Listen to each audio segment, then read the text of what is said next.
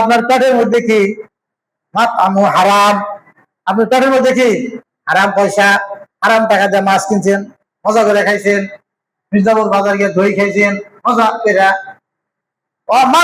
হারাম। আপনি আল্লাহর দরবারে হাত তুলবেন, ও আল্লাহ আমার ক্ষমা করো, আল্লাহ আমার জান্নাত দাও, আমার হেফাজত করো।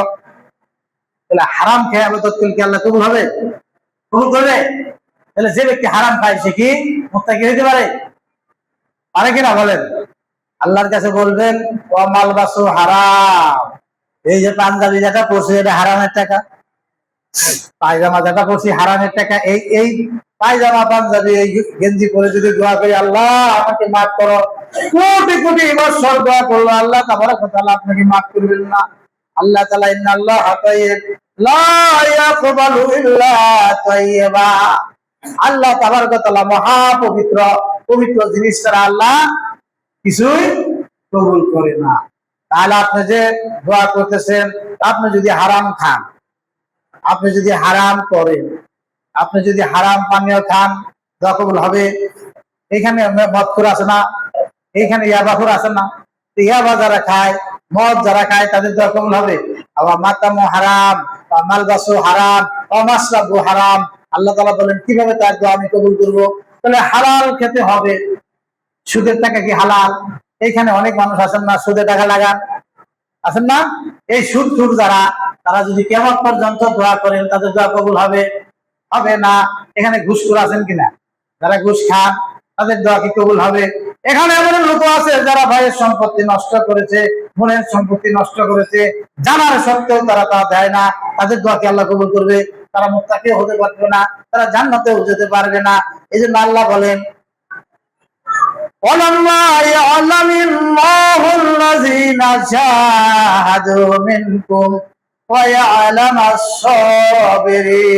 একজন মানুষও জান্নাতে যেতে পারবে না যতক্ষণ পর্যন্ত মহান আল্লাহ দরবারে প্রমাণিত না হবে যে সে মুজাহিদ।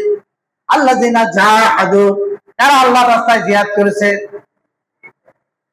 আল্লাহ বলেন তোমরা যে জান্নাতে যেতে চাও আমি তো দিব না, জান্নাত তখনই দিব যখন আমি দেখবো যে তুমি আল্লাহর রাস্তায় জিহাদ করেছো মুজাহিদ, যখন আমি দেখবো যে বিপদ আপদ তুমি ধৈর্য ধারণ করেছো তখনই আমি জান্নাত দিব।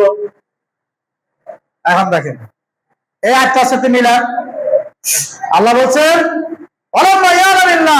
আল্লাহ জেনে নেবেন তারা আল্লাযিনা জাহাদু মিনকুম, তোমাদের মধ্যে কে আল্লাহর রাস্তায় জিহাদ করেছে। এখন আপনারা কি আল্লাহর রাস্তায় জিহাদ করেন কিনা? রাস্তা দুইটা, একটা হলো আল্লাহ, আরেকটা হলো শয়তানের, তাগুতের।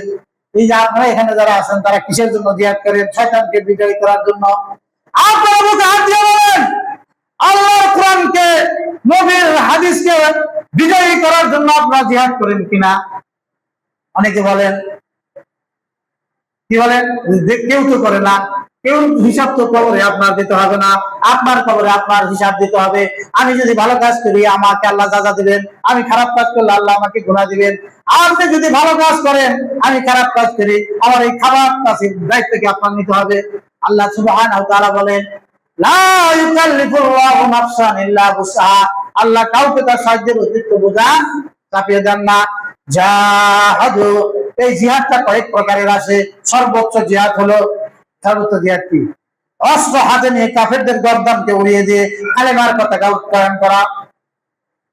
আপনারা চান বাংলাদেশে কালেমার পতাকা উঠুক, লা ইলাহা ইল্লাল্লাহু মুহাম্মাদুর রাসূলুল্লাহ, এই পতাকা হোক, এটা কি আপনারা চান? চাইলে কি হবে? এই পতাকা উত্তোলন করার জন্য জিহাদ করতে হবে, কোরআনের শাসনের জন্য জিহাদ করতে হবে, সুদ ঘুষ বন্ধ করার জন্য জিহাদ করতে হবে। সকালবেলা একটু ছিলাম আমি একটা প্রোগ্রামে ছিলাম, দেখলাম তুরাগ নদী দিয়ে গান বাজনা সেলু ভাড়া করে রিজার্ভ করে গান বাজনা করে পেতেছে, যায় না? এই যে যায় তারা কারা? গত সপ্তাহে টাঙ্গাইল গিয়ে কয়েকজন জানি মরছে। হ্যাঁ, আপনাদের এলাকার মানুষ গান গাইতে গাইতে নিচে বেরো মরে না, বিদ্যুতের তারে মরে, তারপরে জানাজা বলে লাভ হবো? এত কিছু শয়তানের দিনকে বিজয়ী করার জন্য, আল্লাহর দিনকে নয়। আপনি যদি আল্লাহর রাস্তায় গিয়ে মারা যান আপনি শহীদ হবেন। আর এরা গান বাজনা করে মানুষকে বিভ্রান্ত করতেছে, এরা হলো তাগুতের রাস্তায় আছে, এরা মরুয়ার জাহান্নামে যাবে।